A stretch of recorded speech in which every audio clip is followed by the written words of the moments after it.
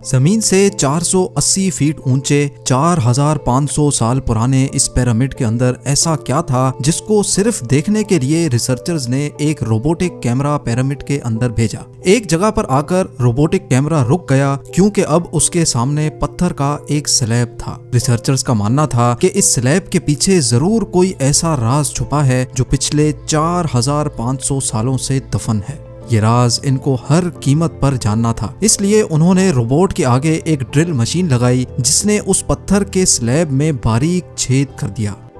अब इस छेद के अंदर एक कैमरा भेजा गया जिसने स्लैब के उस पार एक ऐसा मंजर देखा जो पिछले 4500 सालों से किसी। नाजरीन, मिस्र यानी इजिप्ट में टोटल 138 ऊंचे तरीन पिरामिड्स मौजूद हैं जिन्होंने पिछले हजारों सालों से दर्जनों अर्थक्वेक्स और कई खतरनाक तूफान का सामना किया। लेकिन मजाल है इनमें से कोई एक भी इधर से उधर हुआ हो। इनमें से सबसे ऊंचा और बड़ा pyramid the great pyramid of Giza कहलाता है और इस पिरामिड की बेस का एरिया 13 एकर्स है। यानी इस पिरामिड के अंदर हैरत अंगेज तौर पे एक दो नहीं बल्कि पूरी 9 फुटबॉल फील्ड्स आराम से फिट आ सकती हैं। एक एस्टीमेट के हिसाब से इस पिरामिड में टोटल 23 लाख बड़े बड़े पत्थरों का इस्तेमाल हुआ, जिनमें से कई पत्थरों का वजन 50 टन भी था। अगर इसके टोटल वजन का अंदाजा लगाया जाए तो इस पिरामिड का वजन 60 लाख टन है, जो 12 बुर्ज खलीफा के वजन के बराबर बनता है। लेकिन इतने ऊंचे और आलीशान पिरामिड्स बनाने का आखिर मकसद क्या था? हजारों साल पहले जब इंसान के पास कोई टूल्स भी मौजूद नहीं थे, तब इन पिरामिड्स की दीवारों को कैसे इंच बाय इंच लेवल किया गया? कैसे 50 टन वजनी पत्थरों को स्क्वायर शेप में काटकर बगैर क्रेन के ही 480 फीट ऊंचाई तक पहुंचाया गया? और इनको बनाने में ऐसे कौन से इंजीनियर्स का हाथ था जिन्होंने इन पिरामिड्स को अर्थक्वेक प्रूफ के साथ साथ इनकी तमाम साइड्स को एग्जैक्टली 51.5 डिग्री के एंगल पे सेट किया? ये सब आप जान सकेंगे आज की इस वीडियो में। तो आइए शुरू करते हैं। Challenge number 1। कई सदियों से मुख्तलिफ रिसर्च टीम्स इस पिरामिड की कंस्ट्रक्शन टेक्निक जानने के लिए सर जोड़कर बैठी थीं कि आखिर इस पिरामिड की हर side exactly north, south, east और वेस्ट पे बगैर कंपास के कैसे सेट की गई होंगी। कई एक्सपर्ट्स का मानना है कि उस टाइम के आर्किटेक्ट्स ने सबसे पहले ऐसी जमीन तलाश की होगी जो लाखों टन वजनी पत्थरों का वजन झेल सके। उसके बाद पोलर स्टार्स यानी वो सितारे जिनकी मदद से अर्थ के पोल्स का पता पड़ता है, उनकी मदद से पिरामिड की हर साइड को मार्क किया गया। ना कोई कंपास और ना ही कोई ऑप्टिकल इंस्ट्रूमेंट, सिर्फ इस बेसिक टेक्निक से हजारों साल पहले इस पिरामिड की डायरेक्शन सेट की गई और वो भी 0 एरर्स के साथ। Challenge number 2। अगला चैलेंज था जमीन को लेवल करने का।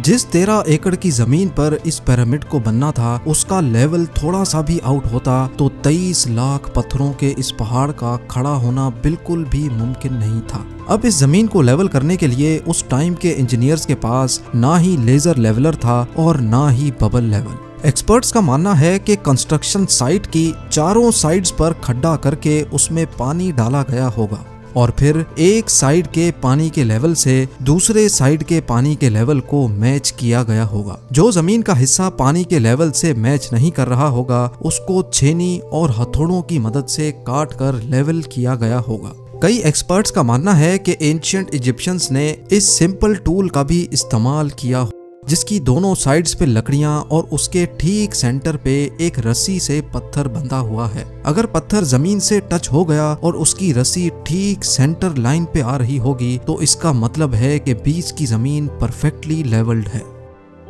Challenge number 3। अब पिरामिड कंस्ट्रक्शन साइट पे डायरेक्शंस भी सेट थी, मार्किंग्स भी हो चुकी थी और जमीन का लेवल भी सेट था। अब बारी थी कंस्ट्रक्शन स्टार्ट करने की, जिसके लिए लाखों टन वजनी और बड़े पत्थर रिक्वायर्ड थे।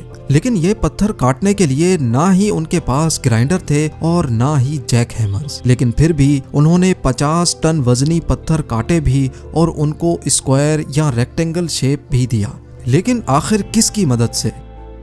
जी हाँ, यही वो सिर्फ एक टूल था जिसकी मदद से पत्थरों को काटा गया। एक्सपर्ट्स का मानना है कि पिरामिड की कंस्ट्रक्शन पे इस्तेमाल होने वाली छेनी सिर्फ कॉपर से ही नहीं बनी थी, क्योंकि उनको भी ये बात मालूम थी कि कॉपर नरम होता है और पत्थर नहीं काट सकता।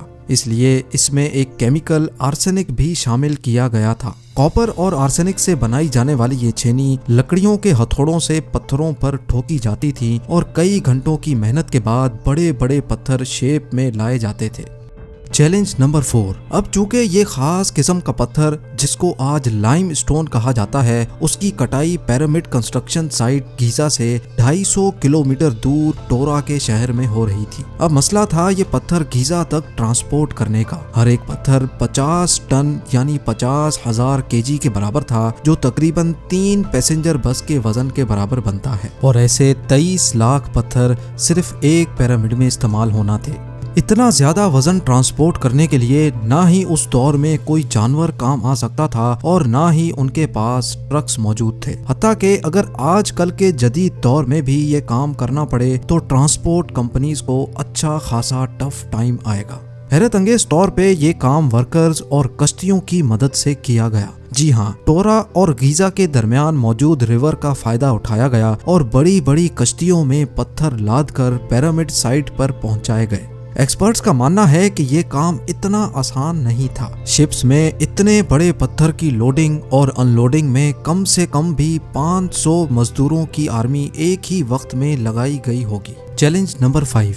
जो एक्सपर्ट्स की टीम्स पिरामिड की कंस्ट्रक्शन पर रिसर्च कर रही थी, उनको अब अपने कई सवालों के जवाब मिल चुके थे, लेकिन एक बात उनको हर वक्त सता रही थी कि लाइमस्टोन कट भी गए, ट्रांसपोर्ट भी हो गए और कंस्ट्रक्शन के दौरान एक के ऊपर एक लगना भी शुरू हो गए। मसला ये था कि पत्थर इतनी ऊंचाई तक आखिर पहुंचाए कैसे गए होंगे।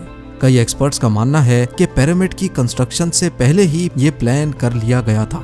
या तो ये स्पाइरल ट्रैक के जरिए ऊपर गए होंगे या फिर जिग जैग तरीके से, लेकिन ये बात तो तय है कि 50,000 केजी के पत्थर ऊपर मजदूरों की आर्मी की मदद से ही खींच कर गए होंगे। Challenge number 6। बात सिर्फ लाखों मजदूरों छेनी हथौड़े से लाइमस्टोन काटने और इतने बड़े पत्थरों को ट्रांसपोर्ट करने की ही नहीं थी। इस पिरामिड के अंदर कंपार्टमेंट्स, उनके अंदर जाने का रास्ता और कई छोटी छोटी सुरंगें भी बनाई गई थी। बाकी सब चीजें तो ठीक थी, लेकिन एक चीज एक्सपर्ट्स को हैरान कर गई और वो ये थी कि अंदर के कंपार्टमेंट्स में जो पत्थर इस्तेमाल हुआ था वो लाइमस्टोन नहीं बल्कि ग्रेनाइट था। जी हाँ, ग्रेनाइट एक ऐसा पत्थर है जो डायमंड के बाद दुनिया का सबसे सख्त तरीन स्टोन माना जाता है।